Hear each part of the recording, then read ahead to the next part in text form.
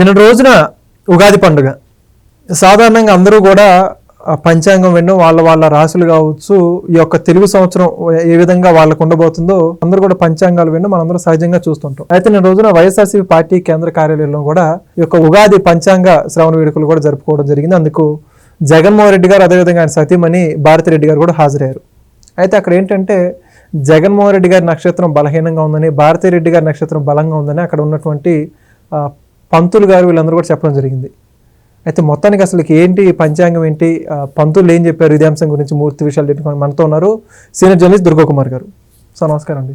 నమస్తే వెంకట్, మన వీక్షకులు కూడా. సో మొత్తానికి అందరూ ఎవరికి తగ్గట్టుగా వాళ్ళు నిన్న రోజున పంచాంగం కార్యక్రమంలో పాల్గొన్నారు. వాళ్ళ భవిష్యత్తు ఏ విధంగా ఉంటుందో ఆ పంతులు కూడా చెప్పడం జరిగింది. జగన్మోహన్ రెడ్డి గారి నక్షత్రం బలహీనంగా ఉందని చెప్పేసి పంతులు చెప్పారండి. మొత్తానికైతే భారతిరెడ్డి గారి నక్షత్రం బలంగా ఉందని కూడా చెప్పారు. మొత్తం ఏంటంటారు? ఇది బోడిగుండికిను మోకాలకి ముడేసినట్టుగా ఉంది వెంకట్, నువ్వు అడిగిన ప్రశ్న. ఎందుకంటే ఆయన 4వ తరం క్రైస్తవుడు, భారతి గారు కూడా అంతే, దాదాపుగా 4వ తరం క్రైస్తవురాలు. క్రైస్తవ మతంలో వాళ్ళకుండే పద్ధతులు వాళ్ళకుంటాయి. అదంతా ఒక యూరప్ నుంచి వచ్చిన మతం అది.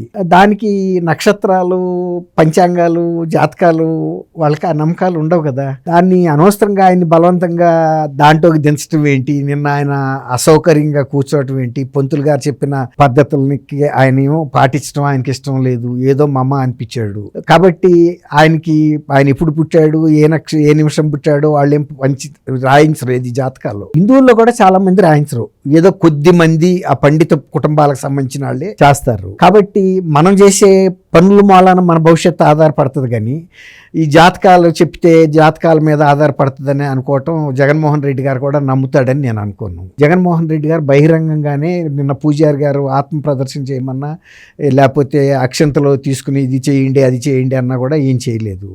అంతకుముందు హోమగుండంలో ఏమని అవిష్ అంటారు, అది ఇస్తారు, చేతికిస్తే కూడా అదే పంతులు గారికి ఇచ్చి ఆయనతోనే ఏం చేయడు. అట్లా ఆయనకి దేని మీద కూడా విశ్వాసం లేదు. ఆయన చేసిన కొన్ని కేసెస్, ఆయన మీద ఉన్న కేసెస్ ఏదో పెండింగ్లో ఉన్నాయి. బహుశా అయినా రేపు విచారణకు వచ్చినప్పుడు టైం బాగోకపోవచ్చు, అంతే కదా. ఒకవేళ కనుక ఇప్పుడు 12 ఏళ్ళ నుంచి కనుక జరిగినట్టే ఆ కేసులు ఇంకొక సంవత్సరం పాటు కూడా జరగలేదు అనుకోండి, టైం బాగున్నట్టేగా. ఇప్పుడు పంతులు గారు చెప్పిన దానికి ఏం సంబంధం లేదు కదా. అట్లాగే భారతి గారికి బాగుందని చెప్పారు కదా, ఎంతో కొంత ఈయన మీద బెటర్గా ఉంది. భార్యాభర్తల్లో ఒకళ్ళకి బాగుండా ఇంకొకళ్ళకి దాని ప్రభావం చూపుతుందని కూడా కొన్ని మినహాయింపులు ఉన్నాయి అక్కడ. ఏదున్నా కూడా, ఏ మినహాయింపులు ఉన్నా ఏదున్నా, ఇప్పుడు ప్రజల ముందు ఆయన ఒక 5 సంవత్సరాల పరిపాలన చేసిన తర్వాత ప్రజలు ఇచ్చిన తీర్పు చాలా స్పష్టమైన తీర్పు ఇచ్చారు. నిన్ను 2019లో మేము నమ్మి ముఖ్యమంత్రిగా వంచనకు గురయ్యాము, నువ్వు చేసిన పనులన్నీ కూడా చాలా చట్ట విరుద్ధంగా ఉన్నాయి, మా సంక్షేమానికి భిన్నంగా ఉన్నాయి, నువ్వు ఇచ్చిన హామీలు నువ్వు నెరవేర్చలేదు, నీది దుష్ట పరిపాలన, అవినీతి పరిపాలన, తర్వాత దాష్టికాలతో చేసిన పరిపాలన, పోలీసులతో దౌర్జన్యాలు చేయించావు ఎవరైతే నిన్ను ఎన్నుకున్నారో వాళ్ళ మీద అని వాళ్ళు అంత స్పష్టమైన తీర్పు ఇచ్చిన తర్వాత అన్నిటికీ మించి మొన్న తిరుమల తిరుపతి దేవస్థానం అనేది ఒక కలియుగ దైవంగా కోట్లాది మంది హిందువులకి ఆరాధ్య ప్రత్యక్ష దైవం కలియుగ. అక్కడ డబ్బులకి ఆశపడి ఆయనకి పెట్టే నైవేద్యాల్లో కూడా, సమర్పించే నైవేద్యాల్లో కూడా కల్తీ కెమికల్స్ పెట్టావు అన్న తర్వాత అందరి మనోభావాలు దెబ్బతిన్నాయి.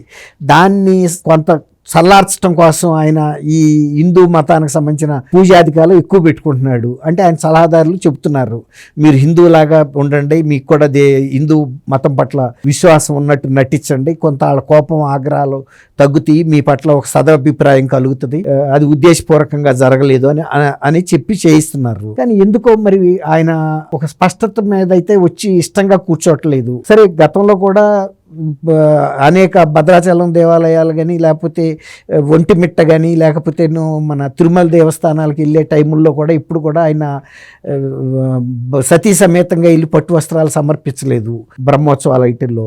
అయినా కూడా వాళ్ళు అవన్నీ కూడా మినహాయింపించి దేవస్థానం వాళ్ళు సర్దుకుని వెళ్ళిపోయారు. నువ్వు ఇష్ట ప్రకారం వెళ్ళి కూర్చున్నప్పుడు, ప్రజలందరి ముందు నువ్వు ఆ పూజ చేస్తున్నప్పుడు నువ్వు అన్నీ పాటిస్తావని వాళ్ళు ఆశిస్తారు, పాటించాలని కోరుకుంటారు. మన ఇళ్లలో కూడా తెలియని చిన్నపిల్లలు కూడా మన పూజ దగ్గర పక్కన కూర్చున్నప్పుడు సరిగ్గా చేయకపోతే కూడా నేర్పిస్తాం, వాళ్ళు వింటారు, నేర్చుకుంటారు. ఈయన 4వ తరం క్రిస్టియన్ అయినా కూడా ఆయన పుట్టి పెరిగింది పులివెందుల, హైదరాబాదు. ఇక్కడ ఎక్కువ సమాజం హిందువులే ఉన్నారు కాబట్టి మీ బంధువుల్లో కూడా నువ్వు వెళ్తావు కదా, వెళ్ళినప్పుడు కొంత అవగాహన రావాలి కదా. లేదు, ఆ పూజారి చెప్పింది చేయటానికి ఏం కష్టం, ఒకవేళ కష్టం నీకు మనస్కరించట్లేదు, ఎందుకంటే నువ్వు బాప్టిజం తీసుకున్న క్రిస్టియన్వి, అలాంటప్పుడు కూర్చోవద్దు. నువ్వు వచ్చి వేదిక ఊరికే గ్యాలరీలో సందర్శకుడిగా కూర్చో. ఎవరో నీ పార్టీ తరపున ఎవరైతే ఆ పూజల పట్ల విశ్వాసం ఉందో వాళ్ళతో చేయించు నీ పార్టీ తరపున, లేరా వేరే వాళ్ళు ఎవరు. అందుకని ఇప్పుడు చేసినట్టు కూర్చున్నట్టు నటించినట్టు జీవితంలో ద్విపాత్రాభినయం చేయగలుగుతారు ఎవరన్నా? సినిమాల్లో చేయొచ్చు. సినిమాల్లో ఒకసారికి ఇంకో దానికి టైం ఉంటుంది, వాళ్ళు మార్చేస్తూ ఉంటారు డైరెక్టర్లు, ఫోటోగ్రాఫర్లు అన్నీ. ఇక్కడ నువ్వు నిజ జీవితంలో నటించడానికి అవకాశం లేదు. నువ్వు ఒక్కడవే. జగన్ అనేది ఎప్పుడు ఎక్కడైనా ఒక్కడిగానే ఉండాలి. ఒకసారి ఒక రకంగా, ఒకసారి ఇంకొక రకంగా నటిస్తే ఎటు కాకుండా పోతావు. ఇప్పుడు అది నీలో అపరిచితుడు ఉన్నాడని ప్రజలు గుర్తించారు. ఇప్పుడు నీలో రెండు మతాలకు సంబంధించిన వ్యక్తి పని నువ్వు లౌకికంగా ఉండే వ్యక్తి అయితే ఇక్కడ కూడా నీ నాలుగు గోడల మధ్యలో ఎంత నిష్ఠతో ఎంత శ్రద్ధతో బైబిల్ చదువుతున్నావు, ఈ పూజ కూడా అట్లాగే చెయ్యి, లేకపోతే చెయ్యొద్దు. నువ్వు మహమ్మదీ మతంలోకి వెళ్ళి మసీదులో కూడా ఆ టోపీ పెట్టుకుని వాళ్ళ సాంప్రదాయం ప్రకారం చెయ్యి. నీకు వాళ్ళ మీద నమ్మకం, అటువంటి నమ్మకం లేకపోతే ఆ మసీదు కూడా వెళ్ళొద్దు. వెళ్తే పాటించు, తప్పులేదు. మనం లౌకికవాదులమే. మనం నీ కూడా స్వర్ణ దేవాలయానికి కూడా వెళ్ళా, అక్కడ ఉండే పద్ధతులను మనం పాటించాలి. అందుకు ఇష్టమైతేనే వెళ్ళాలి, తప్పే ఉంది. ఇప్పుడు వాళ్ళేమి చట్ట వ్యతిరేకమైన పనులు ఏం చేయించట్లేదు కదా, అనైతికమైన పనులు ఏం చెప్పట్లేదు కదా, పాటిస్తే తప్పే ఉంది. అందరూ ఆశీర్వాదాలు వస్తాయి నీకు. ఇప్పుడు నీ క్రిస్టియన్ యేసుక్రీస్తుది వస్తుంది. నీ యేసుక్రీస్తు అంటే ఒక్కడే క్రిస్టియన్ మతంలో. హిందూ మతంలో 3 దేవతలు ఉన్నారు. 3 దేవతలు అంటే ఆల్మోస్ట్ ఓటర్లు ఎంతమంది ఉన్నారో అంతమంది ఉండరు. అంతమంది ఆశీస్సులు వచ్చిన తర్వాత నువ్వు గెలవక ఎక్కడికి పోతావు? నువ్వు చేసేది నిష్టగా చెయ్యి, అంతే కదా. 3 దేవతలు. అదే అక్కడైతే ఒక ఓటు పోయినా వచ్చినా పెద్ద పరకపడదు. ఇక్కడ 3 దేవతలు చూస్తారు నీ పూజని. వాళ్ళు ఆశీర్వదించలేదంటే కష్టం. ఆ 3 దేవతలు కాకుండా ఇంకొక 4 కోట్ల మంది ప్రజలు కూడా ఉన్నారు. 7 కోట్ల మంది చూస్తున్నారు నువ్వు చేసే అపచారాలని. ఆ అపచారం క్షమిస్తారనుకున్నాము పని తిరుమలది.